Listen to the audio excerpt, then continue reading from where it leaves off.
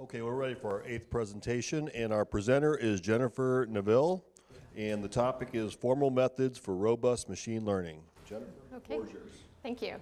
So the motivation for our proposal really goes back to the software crisis of the late 60s, early 70s, where when companies were developing large-scale software systems, they often went orders of magnitude over budget.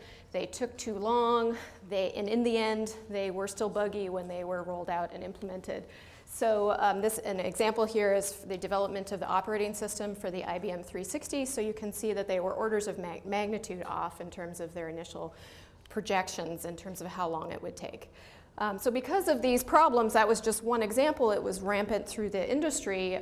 There was a NATO-sponsored conference in 1968 where a bunch of academics met to discuss, what are really the fundamental issues behind this problem. And the result of this conference was the formation of the field of software engineering, where the goal was to develop formal methods and specification and verification tools in order to assist in the development of these systems and make them more robust. So maybe a good explanation for why this might have happened in the first place is this quote from Dijkstra in 1972, where basically indicates that as computer scientists developed algorithms, they really thought about them as more of abstractions. And of course, there weren't problems when people were reasoning about them theoretically as abstractions.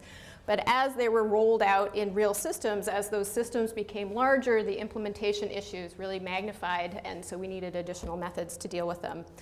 So what I would argue is that we are at a similar position right now as software engineering was in the late 60s with machine learning and AI systems. So really the investment in machine learning and AI systems has really skyrocketed over the last 10 or 15 years.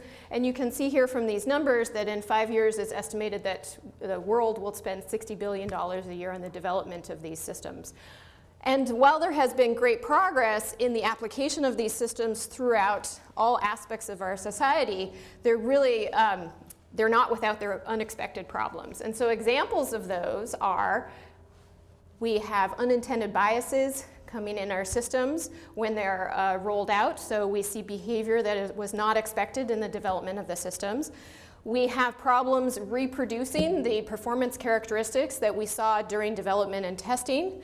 And we have the potential for adversarial intrusions into the system where people can subvert the system and cause the algorithms to make different decisions without changing the data to us perceptibly. So this is an example where they inject random noise into an image and it looks the same to us, but the classifier makes a completely different prediction. And so all three of these are examples of scenarios where our systems really are exhibiting behavior in the real world when they're rolled out that we don't see or anticipate when we're doing this development in the lab. And so what I would argue is that this indicates we have a really serious need for the development of tools and formal methods to be able to reason about and move past these problems. But in machine learning systems, there's really three key differences than compared to traditional software systems. And that includes the presence of uncertainty, both in the data inputs and the model outputs, and the fact that it's difficult for us to reason about an algorithm plus a data or a task because we really don't have any formal specifications of the way the input data will go into machine learning algorithms. And over top of that, there is the increasing scale at which we're developing these systems, and we're typically developing them in a decentralized and distributed fashion. And so ensuring that the statistical methodology is correct across this large-scale distributed system is even more difficult. So what we are proposing to do in this team is to address these issues by looking at the intersection between machine learning and programming languages and software engineering to help develop formal methods for a new area that we would call machine learning engineering in order to help develop more effective and robust and efficient systems. So our team here, it consists of Dan Goldwasser, Bruno Ribeiro, Tjark Ramph, and Roopsha Samanta, and myself. Three of us are from the area of machine learning and AI, working on real-world applications of complex systems, and two from the areas of programming languages and formal methods. And together, what we're proposing is this multi-pronged approach with many projects looking at the varying intersections of these two fields, which includes development of a programming language for statistical hypothesis testing to ensure correctness as it's rolled out, methods to do differentiable programming to develop methods that move beyond current deep learning methods and develop more flexible models, and automated techniques for diagnosis and repair of machine learning systems, and new representations to reason about the output of machine learning systems in order to better understand and describe the behavior that they have. And then finally, in the middle, what we will focus on is a more formal specification for machine learning systems to help develop formal methods for validation and testing. If we're successful, this will help serve as a foundation for the development of enterprise-level machine learning and AI systems, where we'll no longer be a single person working with TensorFlow or PyTorch to roll out a deep learning method, but in fact it would be a large set of engineers working together to roll out systems that have many different data sets and classification tasks at the same time. And moreover, having this strong formal foundation to improve implementation will help us move forward the research in machine learning and AI to the next generation, the next wave of methods, because if we don't have to worry as much about going from a model level to an implementation, then that will allow machine learning research to move more quickly to the next generation of methods. So let me skip that and come back. So to talk about this, the context of this, there has been recent efforts in this area, probably for about 4 years, starting with a DARPA program on the intersection between programming languages and ML. But all the efforts are relatively in their infancy in this direction, and they mostly focus on using programming languages to develop relatively traditional machine learning methods. And the novel aspect of our proposal is that we're focusing on the full pipeline of machine learning systems, including the statistical methodology across that pipeline. And that's really something that is a wide open problem that nobody has addressed. And so why should we do it here at Purdue? Well, to go back to this slide, we already have existing strengths in programming languages and machine learning. If you look at the CS rankings based on just these two areas, our computer science department is ranked number 4 already, just behind these top 3 departments. And so what we want to do is build on and exploit those strengths. And right now we're at the infancy of this area, and so investment at this time would allow us to move much more quickly in that direction. The 5 of us have already spent a year and a half discussing these issues and having preliminary collaborations with each other. But with any interdisciplinary work, it's been a long time just trying to talk the same language between the two teams, 2 areas of the team. And so having this funding would help us jumpstart these efforts and develop some preliminary results that would allow us to go after larger money. And so our plan with this money is to have most of the money go to fund a postdoc that would allow joint collaboration between the different efforts that we have, and also to have an annual workshop each year to bring in external collaborators for us to both advertise our methods to them, but also to get input and new ideas into the team. So Jennifer, I will stop there. Yes, thanks.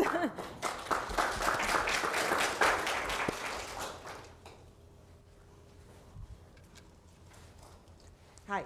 Hi. So thanks. I just wanted to make sure I understand what you're proposing. You're proposing to create a new field, machine learning engineering, analogous to the creation of software engineering. Yes. And so you will do this by holding workshops, and I don't feel like I know, I like the idea, but I don't feel like I know exactly how you're going to do it by working out the kinks and kind of application. But how will you do that? Yeah, so that's a good question. I didn't get enough time to talk about the research aspect of this. So really what I would say that this field is already being developed, but what we're proposing is to really identify the foundational questions in this area and develop the methods that will be used by people as they move forward into this area. And so the workshops are just really an ancillary part of the effort. The primary effort is really on these multi-pronged research agenda that would really allow us to explore multiple different directions in this new subfield and identify the common abstractions between them, and to push forward to develop the field and the research questions that would be addressed. So Jen, could you just help us understand where the state of the art is, and then how your approach, the proposed approach here, differs from that? You already mentioned this unique strength in bringing PL and software engineering techniques to the ML piece, but where is the field right now? Yeah, so I'd say that the field right now is focused on this idea of probabilistic programming, to develop programming languages to support the coding of things like graphical models or neural networks at a level where I would say they're focused on democratizing machine learning or AI. So these types of models that we've used for a long time in the machine learning community, these programming languages help non-experts develop and test these systems, but they're really focused on a very specific method and implementing that method rather than thinking about a large-scale system. And so really our strength is to move more to the large-scale system and focus on formalizing the abstractions that we need to reason about that system, like at a verification level or developing debugging and testing methods. Jennifer, you mentioned at one point that, I think it comes out of this diagram here, you know, one of the things you were interested in was reasoning on the output of machine learning algorithms and trying to better understand the behavior. There's a lot of activity, I'm not an expert, but in the field it seems to me about this question of explainable AI. Yes. Right? Is that where you're going? I mean, I know that's not where you're going with this overall, but is that an aspect of what you're looking at? Will this help, you know, people who use these methodologies understand the prescriptions that come out so that they can use them with confidence? Yeah, so that's a good question too. I would say a maybe more broad answer is that on all of these dimensions, there's research in the various aspects of machine learning and systems going on. And explainable AI is one of those areas that relates to the number 4 that we have right here.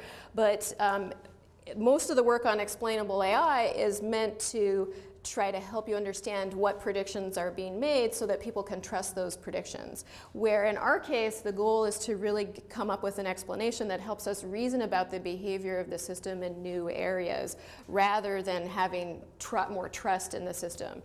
So we're taking a slightly different twist on it.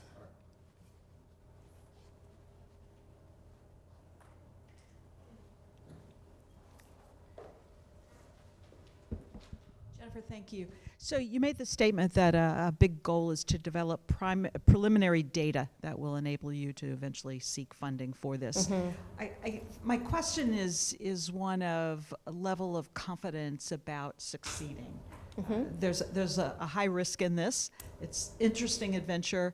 You know, what is your sense of in 2 years reaching a level of success in achieving this developing preliminary data that will allow you to seek funding? Yeah, so it's not really preliminary data so much as preliminary methods and results from those methods. We have some preliminary results already from our collaborations. I think that it is high risk, and this is something that it is difficult for us to get funded right now because we don't have those preliminary results. We're not really sort of laundering our research money, right, by getting the results and then using that to parlay into the next proposal.